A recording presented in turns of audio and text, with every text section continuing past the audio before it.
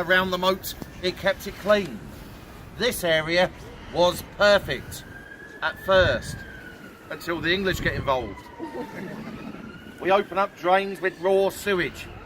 It poured into the moat, and for 500 years we had the largest bubbling cesspit in the land. That was the best defence the towers ever had. Over there to your left is the outer wall, completed by the year 1280. It's got 6 towers. They all face south. They defend against an attack that comes up the river. And beyond it, you see the roof of the inner wall, completed by the year 1225. It's got 13 towers. The most famous is the Bloody Tower. We'll be down there very shortly, and I'll tell you stories of murder. Do you like murder stories? Yes. I like you. On the corner here, you'll see the Bywood Tower. Look at those windows. Some of them are still covered with iron bars. A reminder of the times when this and the other towers here were once prisons within a prison. Very shortly, we're going to make our way through the archway. When we do, if you look up, you'll see the spikes of the portcullis. The portcullis over here dates from 1326, weighs over 1.5 tons, and is held in position with a very small paperclip. So if there is anybody out there paying any attention whatsoever, you should realise we need to move through that archway very quickly. You said it, let's go.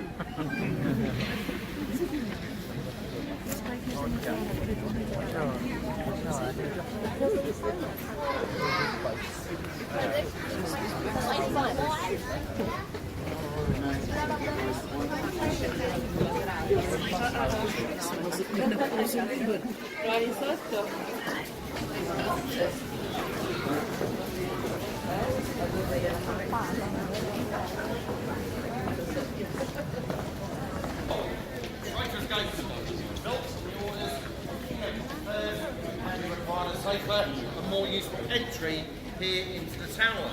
You see, rather than using the packed and narrow streets of London, where convoys can be attacked, stores stolen and prisoners set free, he decides he'll use the Thames as a highway. So he had a hole knocked in the outer defensive wall. So at high tide, boats could pass through the gates and unload the cargoes in safety. Now during the Tudor period, all the alleged traitors came through here. People like Queen Anne Boleyn, Queen Catherine Howard, Lady Jane Grey, who was the uncrowned Queen of 9 Days, and even the young Princess Elizabeth Tudor, later to become Queen Elizabeth I. They came through the gates by boat, landed at these very steps. They were met here by the yeoman jailer and their escort of yeoman warders, then led through the archway of the Bloody Tower, taken through to their dungeons or cells to await their fate, which for some is only a short journey to their place of execution. Above Traitors' Gate, you'll see St Thomas Tower, named in honour of the former constable here, St Thomas a Becket, who was murdered on the steps of Canterbury Cathedral on the 29th of December 1170. Happy Christmas. The entranceway to the area is the staircase to your right. Takes you up the stairs through the doorway. You just point the doorway for us. Can you show us how you get through? You're all right. Trust me, you're all right. Go on, have a go. Get back in your cell. They were good, weren't they? Come on, round of applause! You'll be there in an hour. I'll be back again, don't worry. Just over here is the Wakefield Tower. After the Battle of Wakefield, during the War of the Roses, over 200 Yorkist prisoners were forced into the lower chamber and left to die in appalling conditions. The upper chamber is where it's reported by tradition on the 21st of May 1471 that King Henry VI was stabbed to death whilst at prayer. He is known as the Monk King. They do say every now and again the ghost of a monk is seen walking through the area. People believe in that kind of thing. Just over here, is the Bloody Tower. Most famous, of course, for the alleged murder of the two boy princes at the end of the summer, the year 1483. King Edward V and his younger brother, Richard, the Duke of York, aged 12 and 9, respectively. It's claimed they were stabbed and smothered to death whilst living in here under the protection of their uncle, who was Richard, the Duke of Gloucester, who in July 1483 crowned himself King Richard III. The little bodies were bundled down the stairs, deep down into Lower Wakefield Tower, and down there they're hidden under a pile of stones. Only until the next day, when an unknown priest, he moved the bodies to a secret burial site under the stairs on the south side of the White Tower. They remained there undisturbed for 191 years until 1674, when, well, during the reign of King Charles II, they came upon a chest. When they opened the chest to look inside, to their shock, not treasure, to their horror, skeletons. Experts declared they were indeed the two missing princes. So in order to the king, they were moved to Westminster Abbey and reinterred there in what is now known as Innocents' Corner, where they remain to this very day. The tower itself, originally they called it the Garden Tower. They changed that name during the reign of Elizabeth I. Firstly, the Tower of Blood, but she didn't like it. She thought it was far too gruesome. So the experts, they were sent away to think again. And they did. They came back with a new idea. The Bloody Tower. Much better. And it's remained the same ever since, to remember all the people who were murdered inside that tower. Now, very shortly, we're going to make our way through this archway.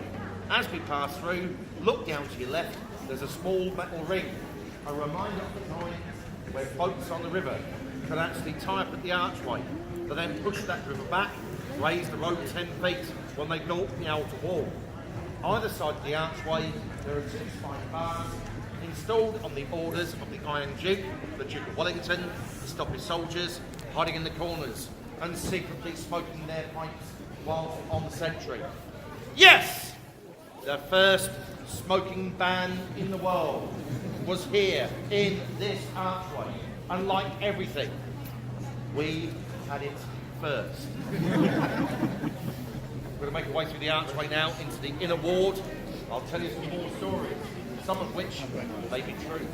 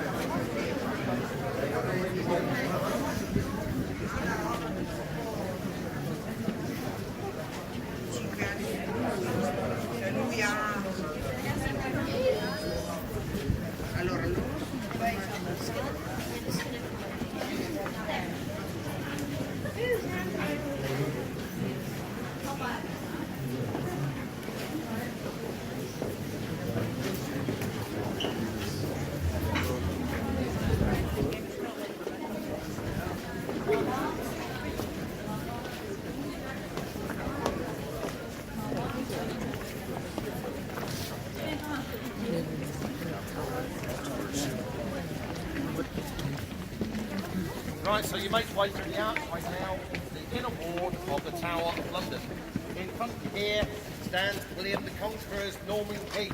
He's known as the Great White Tower, the largest of the 20 towers that make up the complex that people refer to as the Tower of London.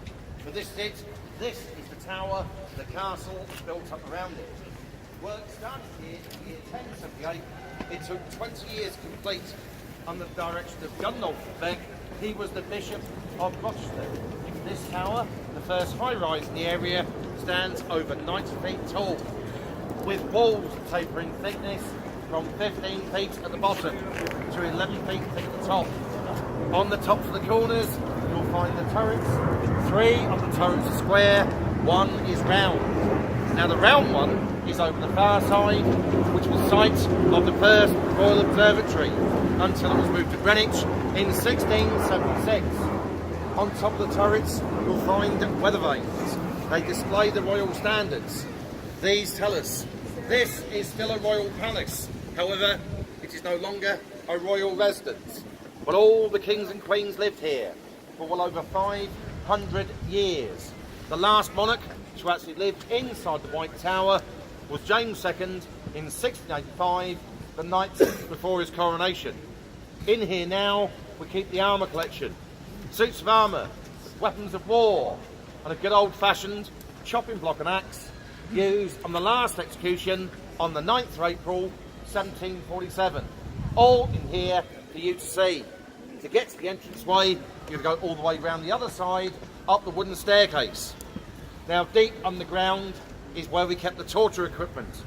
So people like Guy Fawkes and many others, they were taken down there, they were stretched in the rack to gain information.